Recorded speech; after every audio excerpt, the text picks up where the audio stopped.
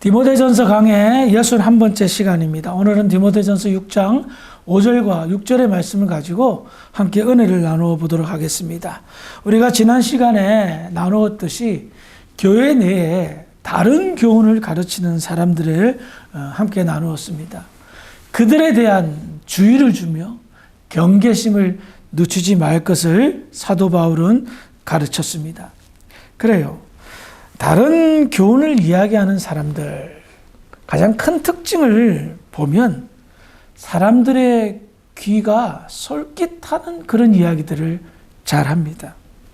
즉, 지금 내가 가장 필요로 하는 또 나의 욕구를 채워주는 그런 달콤한 이야기를 시작한단 말입니다. 그래서 그 거짓 교훈을 받아들이면 나의 욕구가 충족되어지고 나의 필요가 채워진다라는 생각을 하도록 만드는 거죠. 그래서 다른 교훈을 이야기하는 사람들은 자기들의 이와 같은 주장을 따르게 하면 여러분들이 가지고 있는 문제가 잘 해결될 것이고 더 나아가 가장 많은 복들을 받게 될 것이다 라고 말합니다. 유사 기독교라 할 수 있죠. 그들은 특별히 그들이 말하는 복은 성경이 중심적으로 이야기하는 신령한 복과는 엄청난 차이가 있습니다. 그들은 신령한 복이 무엇인지를 이해하지 못하기 때문에 눈에 보이는 세상적인 복만 주장할 수밖에 없고요. 거기에 미혹된 사람들은 거기에서 헤어날 수가 없게 된다는 겁니다. 즉, 자기들의 교훈을 잘 따르고 자기들이 지시하는 신앙생활을 잘하게 되면 잘못된 신앙생활이겠죠? 그럼에도 불구하고 잘 따라가면 당신들은 복을 받게 될 것이다. 그런데 오고 오는 역사 가운데 이단들의 교주들이 그런 것을 가르치고 추종자들이 생겼습니다. 그러면 누가 복을 받죠? 그들이 말하는 복을? 교주나 핵심 세력만 복을 받죠. 추종자들의, 표현이 좀 그렇지만 추종자들의 빨대를 딱 꼽아가지고 쭉쭉 빨아먹잖아요. 추종자들은 점점 빈곤해지고 결핍의 삶을 살잖아요. 그걸 몰라요. 나중에 다 당하고 다 없어져도 깨닫지 못하는 사람들이 부지기수라는 겁니다. 그래서요, 사도 바울은 디모데전서 6장 5절에 보면요, 우리 6장 5절 다시 한번 볼까요? 6장 5절 시작. 마음이 부패해지고 진리를 잃어버려 경건을 이익의 방도로 생각하는 자들의 다툼이 일어나느니라. 사도 바울이 주의를 주는 이유는 다른 데 있지 않습니다. 다른 교훈을 말하는 자들의 그 말을 기울이고 그들의 말에 유혹에 빠지게 되면 나타나는 현상, 영적인 현상이 있는데요. 첫 번째가 마음이 부패하여진다는 겁니다. 마음이 부패해진다라는 말은 욕심이 생겨서 그 욕심이 이끄는 대로 자기가 따라간다는 것을 말합니다. 사람은 누구나 욕구가 있습니다. 그리고 누구나 크고 작은 욕심이 다 있습니다. 세상에 욕심 없는 사람이 어디 있습니까? 욕구가 잘못됐다고요? 욕심이 잘못됐다고요? 아닙니다. 지극히 정상적인 겁니다. 그런데 믿음의 사람들은요, 이와 같은 욕구와 욕심을 어떻게 하죠? 다스립니다. 욕구대로, 욕심대로 살지 않고 잘 컨트롤한단 말입니다. 왜요? 진리가 그것을 다스리도록 인도하기 때문입니다. 진리를 소유한다면, 하나님의 말씀이 내 안에 거한다면, 하나님의 성령께서 나와 함께 한다면 내가 욕심을 따르지 않습니다. 욕구를 따르지 않습니다. 먼저 하나님을 따릅니다. 그러다 보면 자연스럽게 내 안의 욕구와 욕심이 사그라치워지고 다른 것으로 채워집니다. 그 욕심을 부리지 않아도, 그 욕구를 부리지 않아도, 그 욕망을 실천하지 않아도 다른 그 무언가가 나의 빈 자리를 가득하게 채워준단 말입니다. 그런데 문제는 거짓 교훈을 받아들이는 순간 무엇이 사라지죠? 진리가 사라집니다. 진리가 사라지니 내 안의 욕심이 컨트롤할 수가 없는 겁니다. 복을 받고자 하는, 욕심대로 살고자 하는 그 마음이 조정이 안 되니 어떻게 되겠습니까? 문제가 발생하는 겁니다. 그 큰 문제의 발생 중에 하나를 사도 바울은 경건을 이익의 방도로 생각하는 거라 말하고 있습니다. 경건을 이익의 방도라? 굉장히 좀 말이 어려운 것 같죠. 이 말은 무엇인가 하면 영지주의자들이 추구하는 것 중에 하나가, 제가 앞서도 좀 말씀을 드렸지만 거짓 교훈을 말하는 자들이 영지주의자라고 제가 말씀을 드렸습니다. 대다수의 학자들이 이 거짓 교훈을 말하는 사람들이 누굴까? 영지주의자들이라고 말하면 딱 좋겠는데 그러지 않았잖아요. 근데 학자들이 주장하는 바에 따르면 당시 초대교회, 바울이 교회를 세우고 이제 막 교회가 태동됐을 때의 가장 큰 문제 중 하나는 거짓 교사들의 출현과 거짓 교훈의 출현이었습니다. 그 주장의 핵심이 영지주의자들이었는데, 이 영지주의자들이 크게 두 부류로 나누는데, 한 부류는 엄청난 영적인 부류였습니다. 그들은 영이 신령하다고 여겨서요, 굉장히 어떤 그런 뭐라고 그럴까요? 자신을 속박하고 자신을 어떤 그런 굉장히 묶어두면서 그런 생활들을 하였습니다. 그래서 이 영지주의자들의 주장을 따르면 굉장히 거룩한 모양새를 갖추게 되고 경건의 모양새를 갖춘다는 말입니다. 그러니 겉으로 봤을 때는 어떨까요? 자기들을 제어하고 자기들을 굉장히 막 거룩한 모습으로 드러내는 외식된 모습이 사람들에게는 혹하게 보이고요. 그것이 빌미로 하여 어떻습니까? 거짓 교훈을 말하는 자의 사정을 봐준단 말입니다. 어떻게요? 물질로 덮고, 몸으로 때우고 하는 것들. 그것을 통하여 자기들도 당연히 그렇게 따르게 되면 이와 같은 유익과 이익함이 생길 거라 여기는 겁니다. 왜 경건의 생활을 하죠? 왜 거룩한 삶을 추구하죠? 다른 거 없습니다. 하나님을 경외하기 때문입니다. 하나님을 경외하기 때문에 내가 거룩한 삶을 추구하고 경건의 유익을 바라는 겁니다. 그런데 이 사람들은 어떻죠? 자기의 욕심을 충당하기 위해서 경건의 모양을 갖추는 겁니다. 외식된 모양을 갖춥니다. 그들은 단 1도 하나님을 경외하지 않습니다. 하나님을 경외하지 않습니다. 그들은 하나님을 이용하여 자기의 욕구와 욕심을 채우려고 들 뿐이라는 겁니다. 그래서 이와 같은 모습들이 나타나게 될 때에 교회는 엄청난 문제가 생깁니다.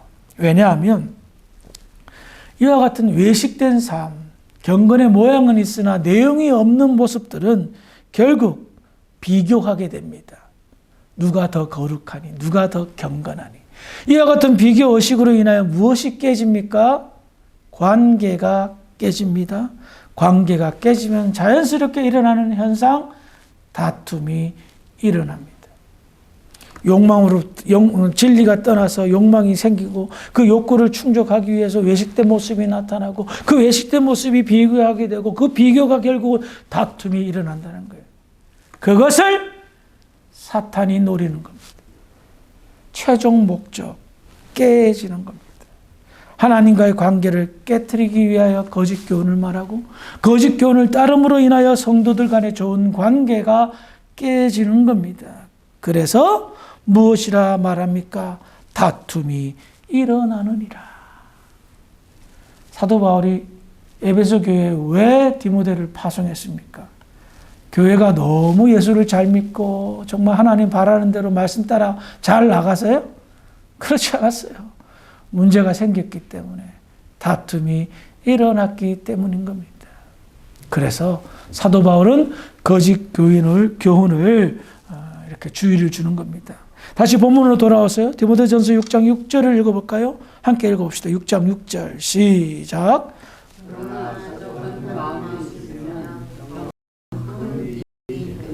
아멘. 그래요. 바울은 무엇보다도 다른 교훈을 따르는 자들의 마음 중심을 읽었습니다. 앞서도 설명했지만 그 마음의 중심은 욕심입니다. 진리 안에 있는 경건은 우리 안에 있는 욕심을 컨트롤하고 조정합니다. 그러나 그러지 못한 경건은 욕심이 발현되어서 다툼을 일으키게 된다는 겁니다. 사도 바울은 경건의 삶이 잘못된 것이 아니라 경건의 삶은 너무나도 중요하다. 그 삶을 우리는 추구해야 된다. 믿음의 사람이라면 당연히 이루어야 될 것이다. 그런데 경건의 삶을 외식된 것으로 하게 되면 다툼이 일어나고 문제가 생기고 다른 교훈을 바탕으로 한 경건의 삶은 하나님을 경외하는 마음이 없기 때문에 문제를 야기할 수밖에 없다. 그러나 정말로 경건한 삶을 살려면 어떻게 해요? 욕심을 다스려야 된다는 겁니다. 내 안에 있는 욕구를 다스려야 된다는 겁니다. 그것을 어떻게 표현하고 있습니까? 자족하는 마음이라 표현하고 있다는 겁니다. 경건의 삶을 유지하고 예수 믿는 삶을 풍요롭게 하는 가장 중요한 내가 할 수 있는 내 스스로가 결정할 수 있는 그것이 무엇이다? 자족하는 마음이라는 겁니다. 이 마음은요, 바울의 삶의 근간이었습니다. 잘 아는 내용일 것입니다. 빌립보서 4장 12절에 보면 제가 읽어드릴게요. 나는 비천에 처할 줄도 알고 풍부에 처할 줄도 알아 모든 일, 곧 배부름과 배고픔과 풍부와 궁핍에도 처할 줄 아는 일체의 비결을 배웠노라. 사도 바울이 예수 믿기 전에는 정말 잘 나가는 사람이었습니다. 부모로부터 받은 유산이 아마 엄청났을 겁니다. 왜냐하면 유대인인데 로마 시민권자였잖아요. 로마 시민권자 아무나 줍니까? 아니요. 아마도 바울의 아버지가 많은 공을 들이고 돈을 들였을 것입니다. 그가 살던 다소의 유지였을 겁니다. 그런데 바울이 예수 믿고 나서 자기 부와 세상적인 명예를 다 내려놓았습니다. 복음을 증거하러 다녔습니다. 두들겨 맞기도 하고 죽을 고비도 넘기고 배도 많이 고팠습니다. 오죽했으면 텐트를 만들면서 자족하며 전도하는 삶을 살았겠습니까? 그러면서 그가요 경건의 삶을 살잖아요. 하나님을 만나고 하나님과 교제하면서 무슨 마음이 생겼습니까? 배고프다고 억울합니까? 두들겨 맞았다고 억울해합니까? 하나도 불평하지 않습니다. 배가 고프면 배가 고프는 대로, 배가 부르면 또 배 부르는 대로, 궁핍하면 궁핍의 삶을 영위할 수 있는 지혜가 있었단 말입니다. 아니 도대체 이 사람은 무슨 사람이길래 이런 마음, 이런 자족하는 마음으로 살 수가 있냐 말입니다. 단 한 가지밖에 없었습니다. 무엇이죠? 예수님 한 분만으로 만족했기 때문입니다. 오늘 우리가 예배드리면서 부르던 찬송 주 예수보다도 귀한 것은 없네. 이것이 바울의 삶이었습니다. 예수보다 귀한 것이 없으니 자족하는 마음이 생기고 예수를 전하다 궁핍에 처하면 그런갑다 하며 궁핍을 즐겼고 예수를 전하다가 무언가 풍요로움이 생기면 하나님 감사합니다 하며 살았던 겁니다. 세상에서 가장 귀한 예수님을 소유하기에 경건의 삶을 통하여 더 예수님과 깊은 관계를 맺었기에 아무런 욕심이 없었고 미련이 없었습니다. 세상적인 욕심, 세상적인 미련은 다 내려놓고 영적인 욕심은 있었겠다. 예, 영적인 욕심은 있었습니다. 복음을 증거하는 것, 땅끝까지 예수를 전하는 그 영적인 욕심은 있었을 것입니다. 바울이 말하고자 하는 신앙 생활입니다. 진리를 찾게 되면 예수를 만나고 예수를 만나게 되면 예수와 동행하는 즐거움을 누리며 예수와 동행하는 즐거움을 누리다 보니 어떻게 해요? 풍부와 궁핍이 내 삶의 문제가 아니라 주와 동행하는 것이 가장 큰 문제임을 깨달아서 더욱더 경건의 삶을 살아가는 삶으로 살게 된다는 겁니다. 신앙생활하는 모든 사람들 대부분 다 예수님을 잘 믿고 싶어하는 마음이 클 겁니다. 여기 계신 여러분들이 예수를 잘못 믿고 싶어서 예배에 참석하시는 분은 아무도 없습니다. 그런데 한 가지 문제가 있다면 내가 예수를 잘 믿는 믿음으로 인한 보상 심리가 크고 작다는 겁니다. 보상 심리, 무언가 받고자 하는, 무언가 대가를 받고자 하는. 아니, 예수님이 우리를 죄를 대신해서 십자가에 못 박혀 대신 죽으셨으면 됐지. 무슨 보상이 더 그렇게 필요합니까? 바울은 아무것도 바라지 않았습니다. 자족하는 마음으로 살았습니다. 그래서 다른 교훈은 잘못된 것이라 지적할 수가 있었던 겁니다. 한국에 기독교가 들어왔을 때 땅을 치고 가슴 아파해야 될 일이 바로 한국의 기독교 당시 사람들은 너무나도 가난했습니다. 너무나도 못 살았습니다. 오죽했으면 잘 살아보세가 구호였겠습니까? 거기에 사람의 심리를 인용하여 예수 믿으면 복 받습니다 라는 것이 복음과 함께 전개가 되었습니다. 이것을 기복신앙이라 하죠. 틀린 말은 아닌데 내용을 살펴보니 자족하는 마음을 가르치지 않았던 겁니다. 하나님의 은혜와 축복으로 조국 대한민국이 세계 10대 강국이 되었습니다. 한국 사람의 근면 성실과 더불어서 예수 믿는 믿음 위에 하나님은 축복을 기름 붓듯이 부었습니다. 그러니 진짜 예수 믿으면 부자 되는 줄 알고 착각하는 사람들이 너무나 많더란 말입니다. 그 복을 못 누리면 자기가 예수를 잘못 믿는 거라 착각하는 사람들도 많더란 말입니다. 이것이 너무나도 현재를 목회하는 저의 목회 가운데 큰 딜레마로 빠지게 된 겁니다. 복을 얘기하면 다 세상의 축복만 얘기해야 되고 성도들은 그곳에 귀를 기울입니다. 과거의 거짓 교훈과 다를 게 무엇이 있겠습니까? 진정한 축복, 예수보다 귀한 것 없다라는 것을 깨닫는 것이 가장 큰 축복이고 그 깨달음으로 인해서 내가 자족하는 마음이 생기고 내 안의 욕구와 욕심을 다스리는 그와 같은 신비한 능력을 소유하는 자가 진짜 축복받은 사람들입니다. 그 축복을 누리기에 부족함이 없는 성도들이 되기를 주의 이름으로 축원합니다. 함께 기도하겠습니다. 사랑이 많으신 아버지 하나님 은혜를 감사합니다. 과거 교회가 시작되면서부터 지금까지 거짓 교훈은 판을 치고 있습니다.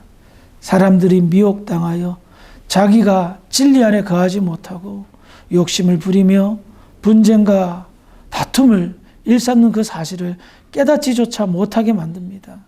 아버지 하나님, 항상 거짓 교훈을 우리에게 도전을 하고 있습니다. 우리가 진리 안에 거하며 거짓 교훈을 물리칠 수 있는 믿음과 신앙이 두꺼워질 수 있도록 도와주시고 무엇보다 예수보다 귀한 것 없다라는 사실을 깨닫고 자족하며 경건의 유익을 누리는 사람들이 되기를 원합니다. 우리 주사랑교회가 그와 같은 영적인 능력이 큰 능력이 되어 많은 이들에게 영향력을 끼치는 그런 교회 될 수 있도록 축복하여 주시옵소서. 감사하며 예수님의 이름으로 기도합니다. 아멘.